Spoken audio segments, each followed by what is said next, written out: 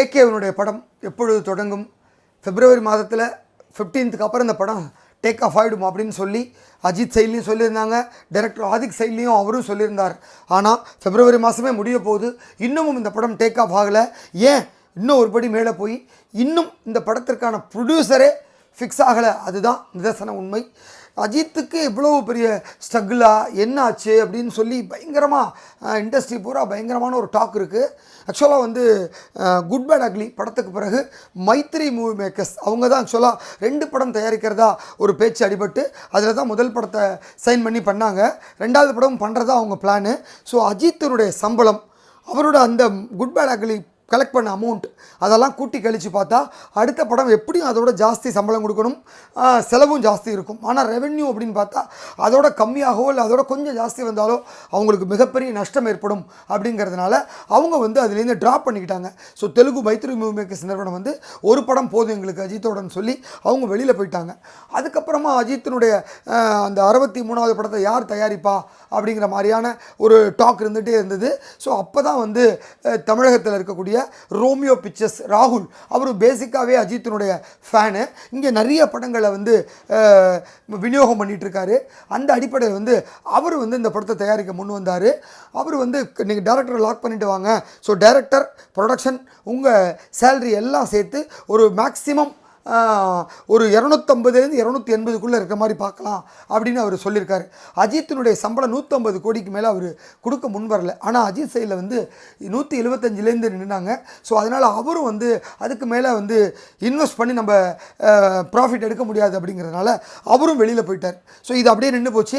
அவர் ரேஸ்லேயே பிஸியாக இருந்துகிட்டு இருந்தார். இதற்கிடையே ஒரு முக்கியமான ஒரு பெரிய நிறுவனம் பென் மீடியா அப்படின்ற ஒரு கம்பெனி அஜித்தை வச்சு படம் தயாரிக்க முன் வந்தாங்க.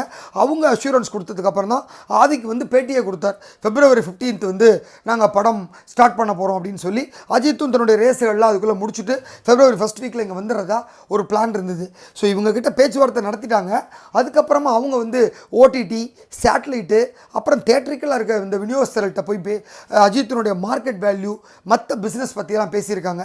ஸோ அஜித்துக்கு கோட் பண்ணது 175 கோடி ரூபாய் சம்பளம் ப்ளஸ் ப்ராஃபிட் ஷேர் அப்படிங்கிற ஒரு அக்ரிமெண்ட்டு. அதுக்கப்புறம் பார்த்தீங்கன்னா டேரக்டர் சேலரி இருக்குது, ஹீரோயின் மற்ற ஆர்டிஸ்ட் சேலரி, அப்புறம் டெக்னீஷியன் சேலரி, ப்ரொடக்ஷன் காஸ்ட்டு எல்லாம் சேர்த்தா நிச்சயமாக அந்த படம் ஒரு 350லேருந்து 400 கோடி நிற்கும். அந்த 400 கோடி செலவு பண்ணிவிட்டு அது 400லேருந்து 600 கோடியாவது திருப்பி எடுத்தால் தான் அந்த கம்பெனிக்கு ஒரு ப்ராஃபிட்டாக இருக்கும். ஆனால் அதே 400 கோடி வந்தால் கூட அந்த கம்பெனிக்கு நஷ்டம்தான் ஆகும், இன்ட்ரெஸ்ட் கூட கிடைக்காது. அப்படிங்கிறதுனால அவங்கள கூட்டி கழித்து பார்த்துட்டு அவங்க இந்த ப்ராஜெக்டை ட்ராப் பண்ணிக்கிறோம் அப்படின்னு சொல்லி ட்ராப் பண்ணிட்டாங்களாம். ஸோ அதனால் அவங்க வெளியில் போனதுனால திருப்பியும் அந்த படம் டேக் ஆஃப் ஆகாத ஒரு நிலைமை ஏற்படுது. அப்போ தான் போனி கபூரோட அந்த ஒரு கான்ட்ராக்டை வச்சு ரிலையன்ஸ் அம்பானி குரூப் அந்த படத்தை தயாரிக்க வந்தாங்க.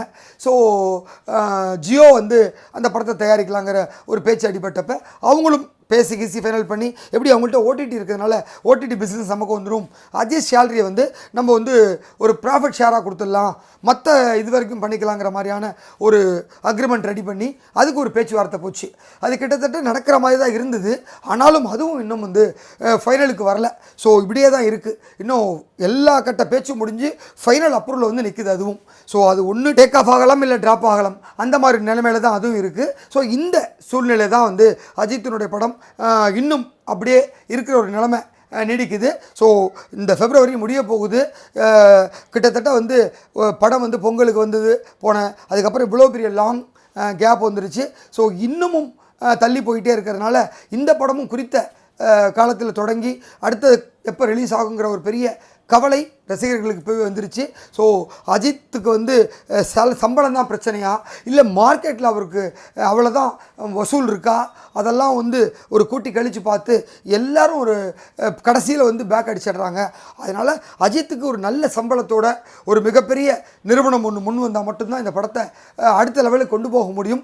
அந்த மாதிரி இன்னும் எந்த நிறுவனமும் இன்னும் முன் வராதனால அஜித் படம் இதுவரை தொடங்கப்படாமல் அப்படியே இருக்குது. ஸோ இன்னும் காலதாமதம் ஏற்பட வாய்ப்பு இருக்கும் அப்படிங்கிற மாதிரியான ஒரு தகவலும் இருக்குது. ஸோ ஒரு ஸ்டேஜில் வேறு எதுவுமே இல்லை அப்படின்னா அஜித்தே தயாரிக்க முன்வந்தால் மட்டும்தான் இது நடக்கும். ஆனால் அந்த ரிஸ்க் அவர் எடுக்க மாட்டார். ஏன்னா இப்போ அவரோட இன்டென்ஷன் ஃபுல்லாக ரேஸு, அப்புறம் துபாயில் வீடு வாங்கினது, இன்வெஸ்ட்மெண்ட்டுன்னு ரொம்ப டைட்டாக இருக்கார். அதனால் இப்போ வந்து ஒரு 300 கோடியை தூக்கி இல்லை 200 கோடியை தூக்கி அதில் முடக்க மாட்டார்.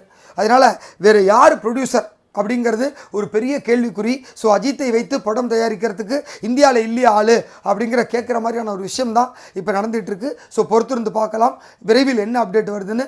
நன்றி. இந்த வீடியோ உங்களுக்கு பிடிச்சிருந்தா லைக் பண்ணுங்கள், கமெண்ட் பண்ணுங்கள், ஷேர் பண்ணுங்கள், சப்ஸ்கிரைப் பண்ணுங்கள்.